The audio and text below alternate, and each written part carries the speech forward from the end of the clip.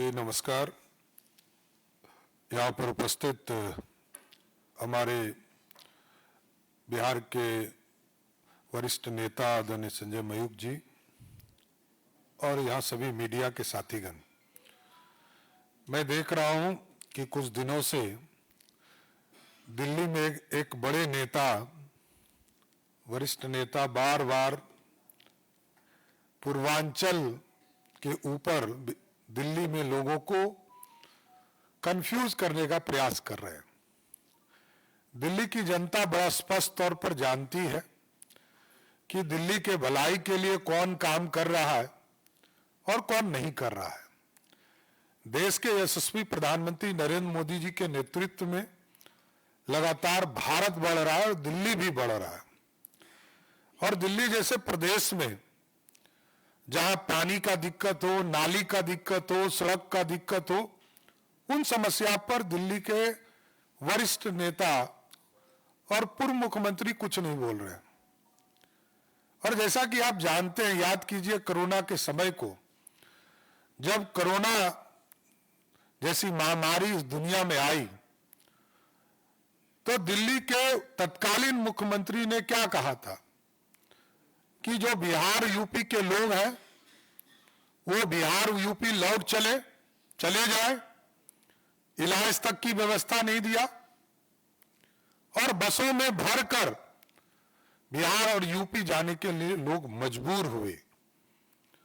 और आज लोग ये गलतफहमी फैलाने का प्रयास करते हैं कि पूर्वांचल के इशू पर रोहिंग्या और बांग्लादेशियों से जोड़ने का प्रयास किया जा रहा है, जबकि उनको पता होना चाहिए कि हमारे राष्ट्रीय अध्यक्ष जगत प्रकाश नड्डा जी बिहार की धरती पर ही उनका जन्म हुआ, पले हुए और आगे बढ़कर पूरी तरह इस देश की राजनीति में आए, हिमाचल से का प्रतिनिधित्व करते रहे और जिस बिहार में जन्मे हो उस पूर्वांचल के लोगों के विकास के लिए, उनके सम्मान के लिए, उनकी समृद्धि के लिए लगातार जेपी नड्डा जी काम करते रहे।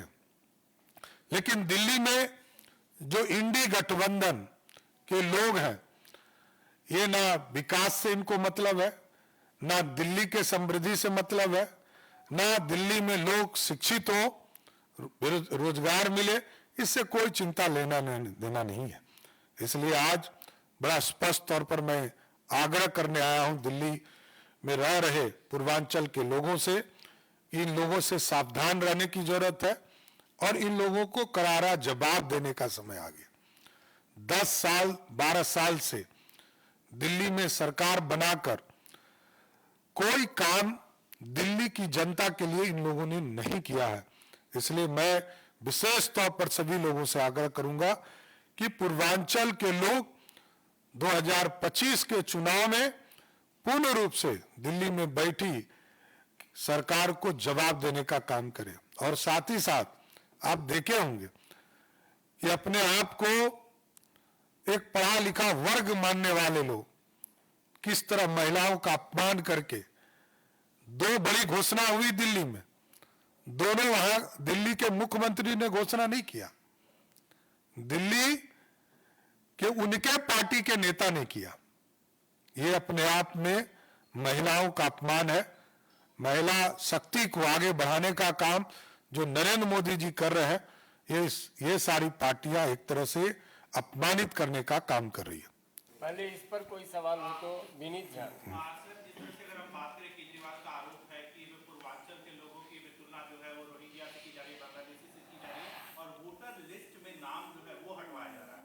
नहीं, एकदम ये समझिए कि दिल्ली में इनकी सरकार है, इनकी संस्थानें काम कर रही है, लेकिन जो बांग्लादेशी हैं और रोहिंग्या हैं, इस देश पे कानून भी आदरणीय अमित शाह जी ने लाया है सीएए के माध्यम से। जो लोग ऐसे लोग हैं उस जगह उस प्लेटफॉर्म पर यूज करें। लेकिन जो बिहार और पूर्वांचल के लोग हैं, उत्तर प्रदेश के लोग हैं, जो लोग यहाँ रह रहे हैं, जिन्होंने अपना नाम वोटर लिस्ट में जोड़ने का काम किया है, उनको कहा कोई दिक्कत नहीं। मोहित भट्ट। सर, एक मुद्दा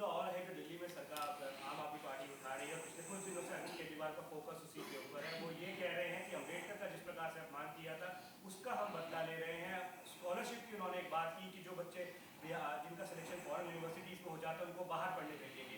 बीजेपी की तरफ से डेटा आया है कि ये स्कीम पहले से ही थी दिल्ली में और काफी कम बच्चों को इस योजना के तहत, स्कॉलरशिप के तहत स्कॉलरशिप मिली है। तो एक बड़ा मुद्दा अम्बेडकर रिसल्ट का भी दिल्ली चुनाव में आम आदमी पार्टी बना रही है। देखिए, आम आदमी पार्टी को तो पहले ये बताना चाहिए ना, जिस इंडी गठबंधन में है वो कांग्रेस पार्टी आजादी के बाद सभी, जब भी संविधान में संशोधन करके दलितों के सम्मान को बढ़ाने का काम किया गया, पिछड़ों के सम्मान को बढ़ाने किया गया, उच्च समाज में जो गरीब वर्ग है उनको आरक्षण देने का काम किया, सब बार विरोध करती रही।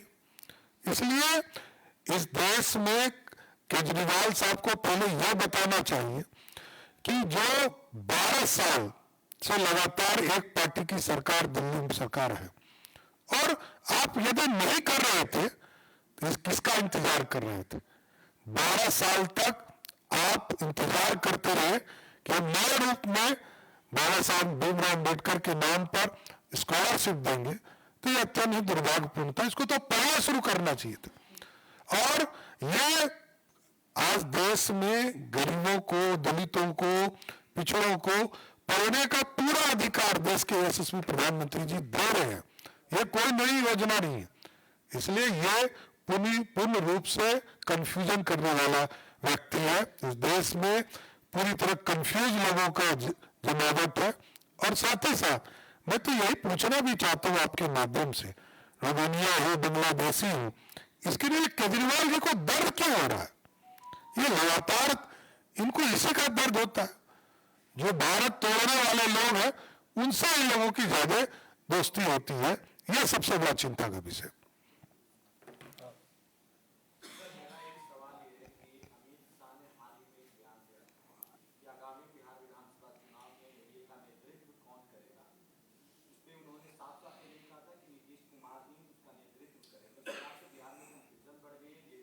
नहीं, कोई कंफ्यूजन नहीं है।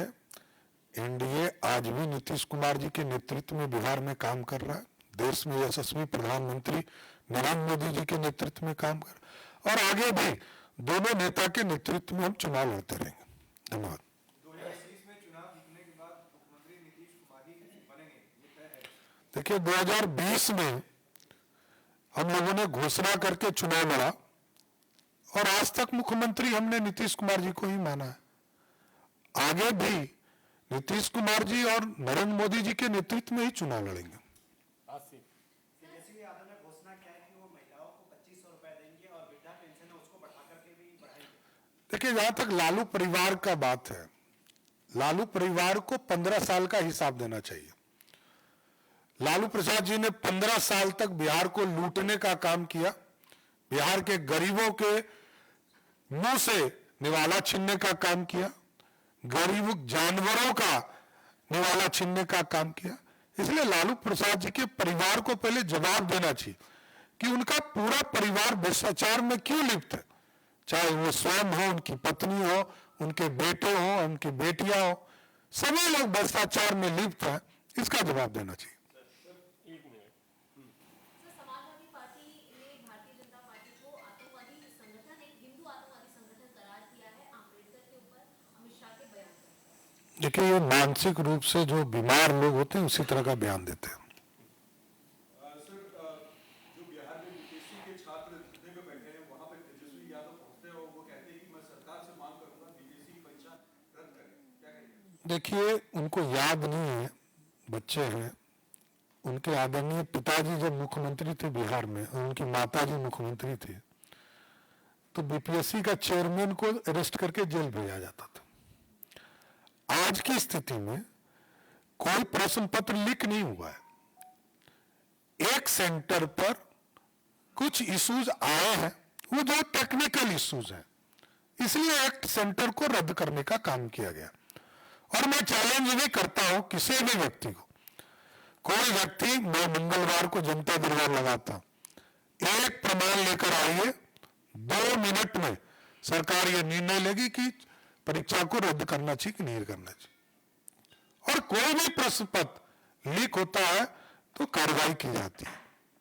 लेकिन अभी तक जो पूरे जांच प्रक्रिया की गई है उसमें कहीं भी प्रश्न पत्र लीक का मामला नहीं आया। सर, एक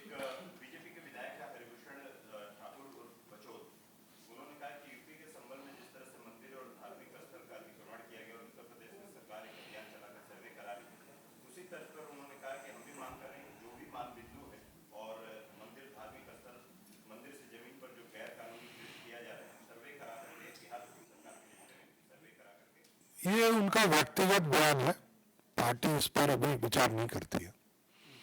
अमितेश, 1 मिनट कमलेश जी। एक सवाल है sir, Bihar BJP core group की जो बैठक हो रही है, ये पहले से 1 साल है चुनाव में, उसके पहले आप लोग किस तरह से अपनी स्ट्रेटजी? नहीं, हम संगठन पर्व हमारा चल रहा है, संगठन पर्व में हमारी तैयारी करनी है, मंडल अध्यक्ष, हमारे बूथ के काम चल रहे हैं उसकी समीक्षा, और साथ ही साथ हम कैसे आगे जिला अध्यक्ष, प्रदेश कमेटी, सारी चीजों पे चर्चा होती है। ये संगठन पर्व का बैठक है, कोई चुनावी वर्ष का नहीं है। कमलेश जी, सर, प्रियांक खड़गे हैं, मल्लिकार्जुन खड़गे के बेटे हैं, उन्होंने कुछ आपत्ति टिप्पणी की अमित शाह जी को लेकर, खासकर अम्बेडकर।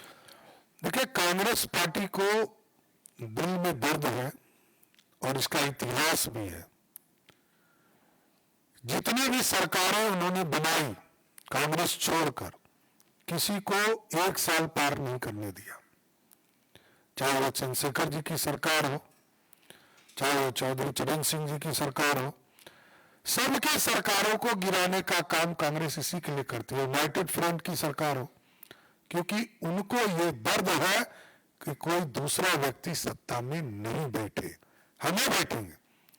और आप देखिए, आजादी के 75 वर्षों के बाद जिस पार्टी ने 55 साल तक सत्ता भोगा हो, वो प्रश्न पूछ रही है, यही सबसे बड़ा दुर्भाग्य है। सर, एक गाली पॉलिटिक्स उन्होंने गाली का इस्तेमाल किया, उन्होंने कहा कि अमित शाह को ऐसा लगता है पागल कुत्ते ने काटे, इतना लो जाके उन्होंने गाली दी है अमित शाह के ऊपर, ऐसा स्टेटमेंट दिया है कि आप कर दिए। नहीं, मैंने कहा कि ये मानसिक रूप से बीमार है, और मानसिक रूप से इसलिए भी बीमार है क्योंकि उनको लगता है कि कांग्रेस छोड़कर इस देश में कोई सत्ता में बैठ ही नहीं सकता। धन्यवाद।